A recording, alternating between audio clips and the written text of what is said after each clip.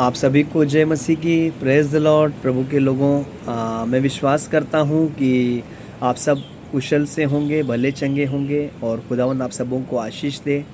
एक छोटा सा संदेश मैं और देना चाहता हूँ।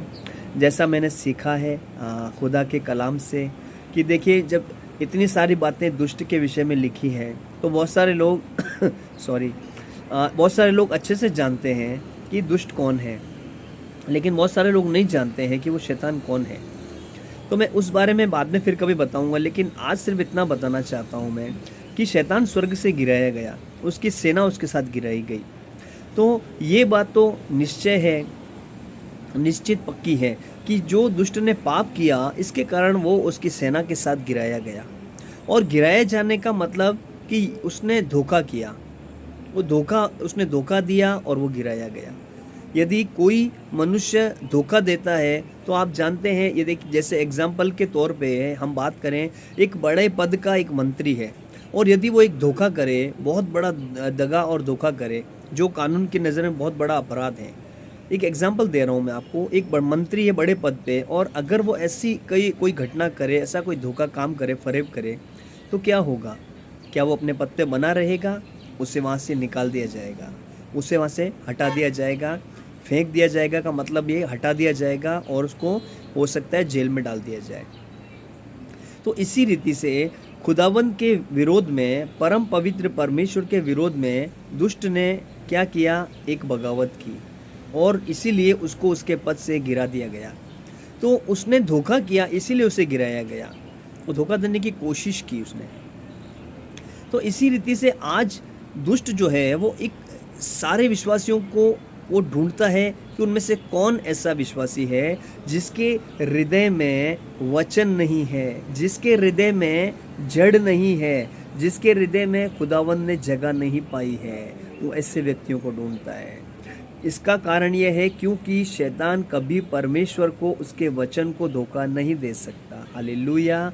और बनाए हुए, जो परमेश्वर के बनाए हुए लोग हैं, उनको वो ज़रूर धोखा दे सकता है।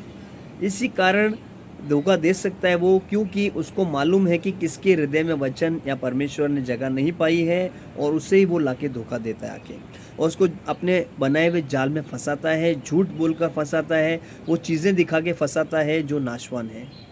और व्यक्ति वचन और वचन का ज्ञान प्रकाशन न होने के कारण, प्रभु हृदय में ना होने के कारण उस जगह में जाता है और शैतान के बनाए हुए जाल में फंस जाता है।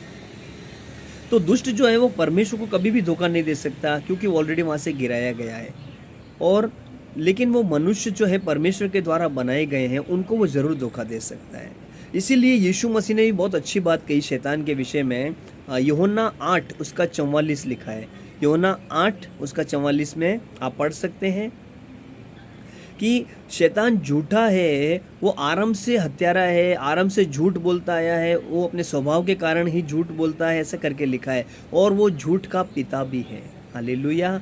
तो झूठ का पिता जो है, और उसका अधिकांश हिस्सा, झूठ का जो पिता है वो शैतान, तो उसका अधिकांश हिस्सा आज मानव जाति में दिखता है हमको। अधिकांश मानव जाति के अधिकांश भाग में हमें ये झूठ दिखता है। हमें साफ दिखता है कि जो शैतान का स्वभाव है वो ज़्यादातर लोगों में पाया जाता है। हर एक व्यक्ति आसानी से झूठ बोल जाता है। हर एक व्यक्ति आसानी से अपना काम निकालने के लिए झूठ बोल देता है। उनको पछतावा नहीं होता, उनको फील नहीं होता है।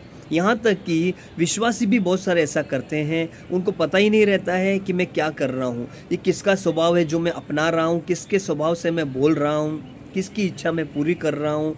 क्यों नहीं पता पड़ता है? क्योंकि हृदय में परमेश्वर ने और उसके वचन ने जगह नहीं पाई, प्रकाशन नहीं मिला है वचन का, इसीलिए वो अंधेरे में है और दुष्ट उसी को शिकार बनाता है।